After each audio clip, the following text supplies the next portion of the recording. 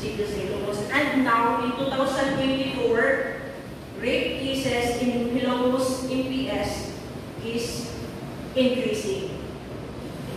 Zone. And we have a number of rape cases which is 10. Yes.